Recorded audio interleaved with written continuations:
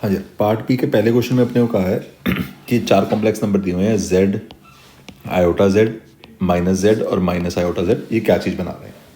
तो z अगर कोई भी कॉम्प्लेक्स नंबर है तो आयोटा z उसको 90 डिग्री रोटेट करके आएगा, ठीक है ना। ओरिजिन के अबाउट 90 डिग्री रोटेट करेंगे 90 डिग्री एंटी क्लॉकवाइज डायरेक्शन में, तो आयोटा z आ जाएगा। सेम तरीके से इसको क्लॉकवाइज रोटेट करेंगे तो माइनस आयोटा z आ जाएगा, और z के ओरिजिन के ऑपोजिट जो होगा वो अपने पास माइनस z होगा। तो आप देखो तो ये वाले डिस्टेंसेस सारे के सारे बराबर आ रहे हैं, सबका डिस्टेंस मॉड z है, तो बेसिकली डायगोनल्स इक्वल भी हैं, डायगोनल्स परपेंडिकुलर भी हैं, तो अपने पास स्क्वायर बन गया वो। अब अगर स्क्वायर बन गया और मल्टीपल करेक्ट है तो इसको रेक्टेंगल भी बोल सकते हैं, रोम्बस भी बोल सकते हैं और साइक्लिकोइडल भी बोल सकते हैं, ठीक है ना। तो ABCD चारों आंसर आ जाएंगे। वहीं अगर अपने पास सिर्फ और सिर्फ सिंगल करेक्ट होता तो फिर बेस्ट पॉसिबल ऑप्शन स्क्वायर होता अपने पास।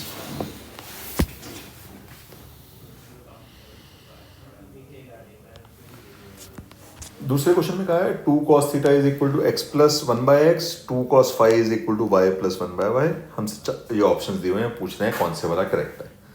तो यहाँ से एक क्वाड्रेटिक बनाई एलसीएम लेके x में, उसको क्वाड्रेटिक फॉर्मूला से सॉल्व किया।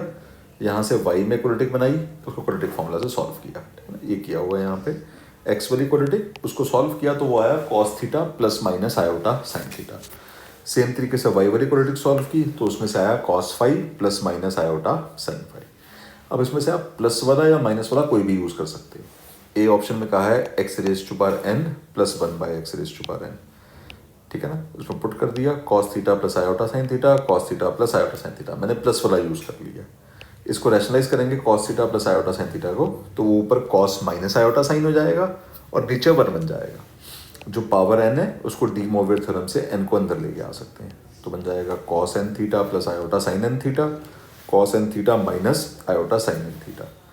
ये साइन साइन कैंसिल आउट हो गए, अपने पास ये आ गया x raise to power n plus 1/x raise to power n is equal to 2 cos n theta, है ना। ए ऑप्शन आ गया। ऐसे ही अपने को बी ऑप्शन चेक करना है, वो है y/x प्लस x/y। तो हमने इसको e raise to power iota theta, e raise to power iota phi इस टाइप से पुट कर दिया। x को e raise to power iota theta, y को e raise to power iota phi. Similarly y/x में डिवाइड में है तो पावर सब्ट्रैक्ट हो जाएंगी, यहाँ आ जाएगा थीटा माइनस वाई, यहाँ आ जाएगा phi minus theta. Phi minus theta को लिख लिया minus of theta minus y. इनको वापस खोल दिया कॉस प्लस आयोटा साइन में, ये साइन और साइन वाली टर्म्स कैंसिल आउट हो गई, cos plus cos 2 times cos आ गया। सी ऑप्शन में कहा है एक्स वाई प्लस 1/xy, तो भाई x की value e raise to power iota theta, y की value e raise to power iota phi, ऐसे यहाँ पुट कर दी। मल्टीप्लाई में पावर्स ऐड हो जाएंगी, ठीक है ना। इसको रेसिप्रोकल करेंगे तो आगे माइनस आ जाएगा। वापस कॉस प्लस आयोटा साइन में लिख लिया, साइन और साइन कैंसिल आउट हो गया, cos cos 2 times cos theta plus y आ गया। डी ऑप्शन में मॉड एक्स मॉड वाई पूछ रहे हैं, वो तो cos square plus sine square 1 आ जाएगा दोनों केस में।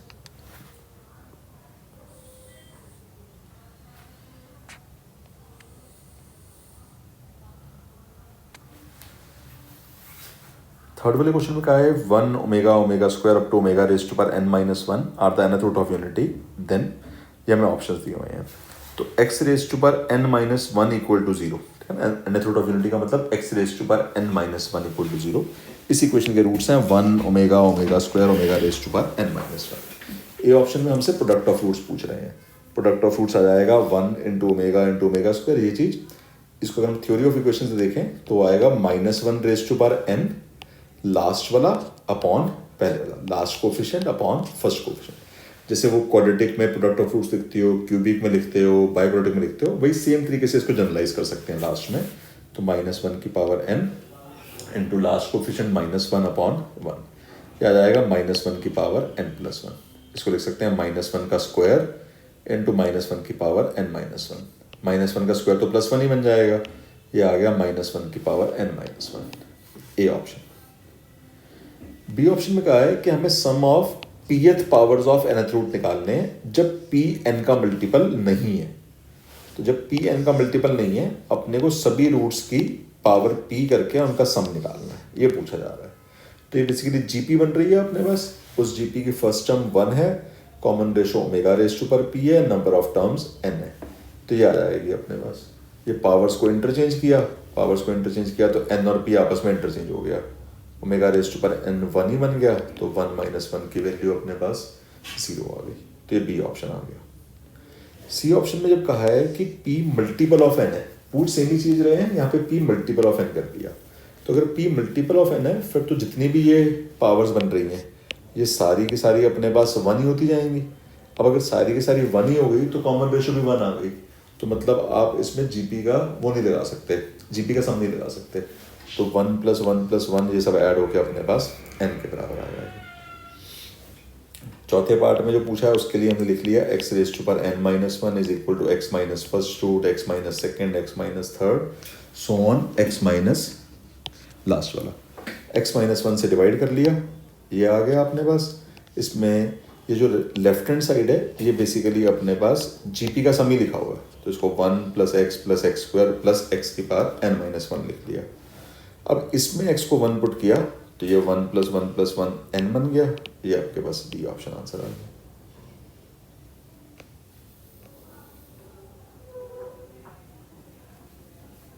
फोर्थ क्वेश्चन में कहा है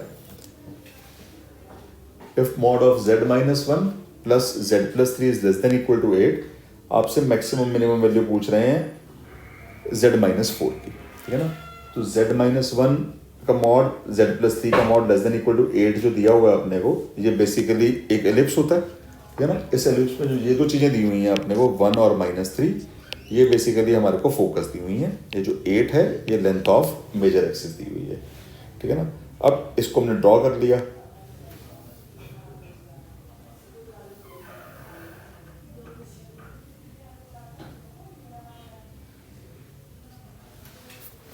इसको हमने ड्रॉ कर लिया, तो फोकस है 1,0 और -3,0, 1,0 और -3,0, इसका मिड पॉइंट आ जाएगा -1,0। मेजर एक्सिस 8 है तो -1,0 से 4 डिस्टेंस इधर एक वर्टेक्स होगा 3,0, 4 डिस्टेंस इधर एक वर्टेक्स होगा -5,0। अब z माइनस 4 का मतलब है आप 4,0 से डिस्टेंस निकाल रहे हो, तो मिनिमम डिस्टेंस के लिए नियरेस्ट वर्टेक्स होगा, ये डिस्टेंस 1 आ जाएगा, मैक्सिमम डिस्टेंस के लिए दूसरे वाला वर्टेक्स होगा, ये डिस्टेंस 9 आ जाएगा। तो मिनिमम वैल्यू 1, मैक्सिमम 9, ए और बी अपने पास आंसर आ जाएगा।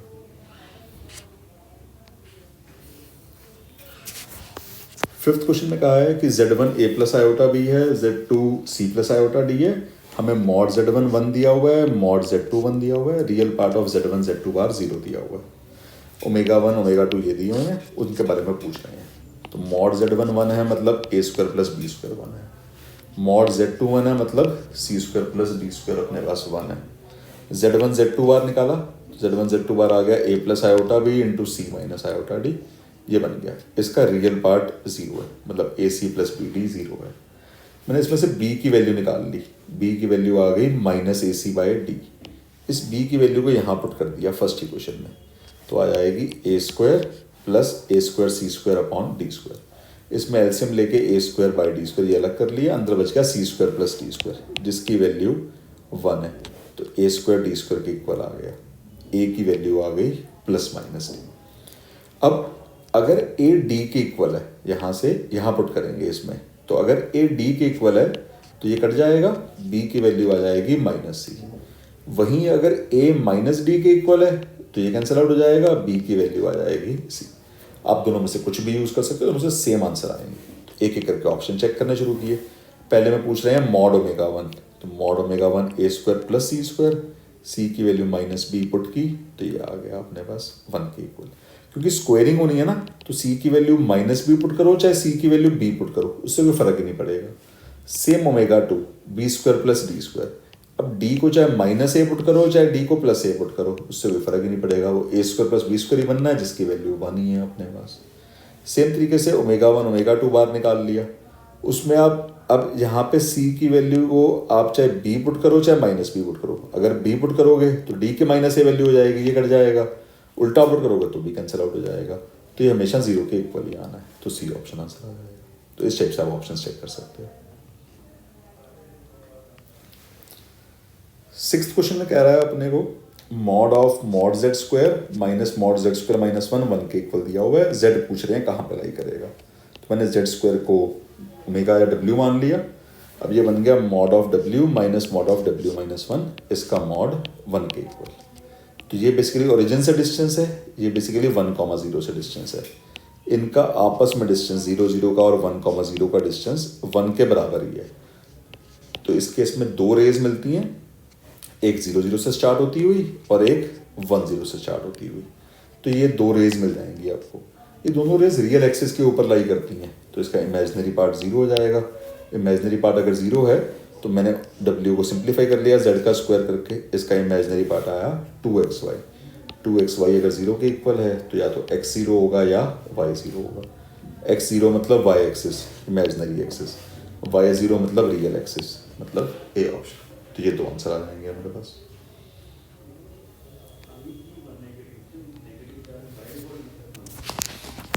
क्वेश्चन नंबर 7 में कहा है कि a प्लस आयोटा बी इसके इक्वल दिया हुआ है, हमें सिंप्लीफाई करके a और b की वैल्यू निकालनी है। तो cos x plus iota sign x को लिख लिया e रेस्ट पर iota x, cos y plus iota sign y को e रेस्ट पर आयोटा y, cot को cos बाय साइन लिख के एलसीएम ले लिया, ये बन गया। tan को साइन बाय कॉस लिख के एलसीएम लिया, तो ये बन गया। ये साइन u cos भी तो ऊपर चले जाएंगे, नीचे ये e रेस्ट पर आयोटा u e रेस्ट पर आयोटा v बन गए। जो मल्टीप्लाई में है वो वाली पावर्स ऐड हो जाएंगी, डिवाइड वाली माइनस हो जाएंगी। इसको ई रेस्ट पर आयोटा थीटा को वापस लिख दिया cos theta plus iota sine theta. Real part को रियल के इक्वल, इमेजिनरी पार्ट को इमेजिनरी के इक्वल, वहां से आंसर आ जाएंगे।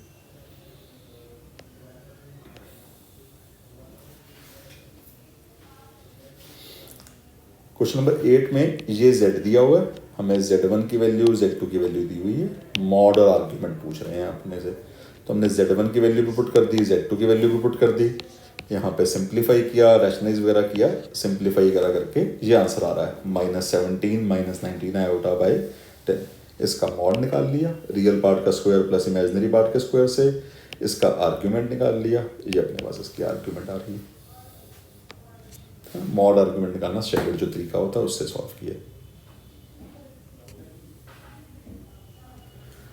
क्वेश्चन नंबर 9 में कहा है अपने को कि z ओमेगा और ओमेगा स्क्वायर है, तो ये क्यूबिट ऑफ यूनिटी है, दो वर्टिस ऑफ इक्वल ट्राइंगल है।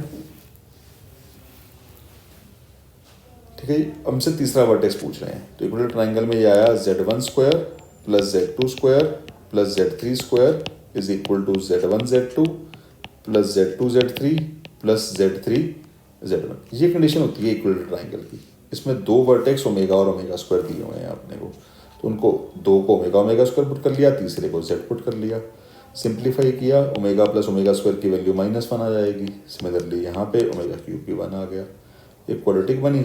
इस क्वाड्रेटिक को सॉल्व करके z की दो वैल्यूज आ गई, -2 और 1।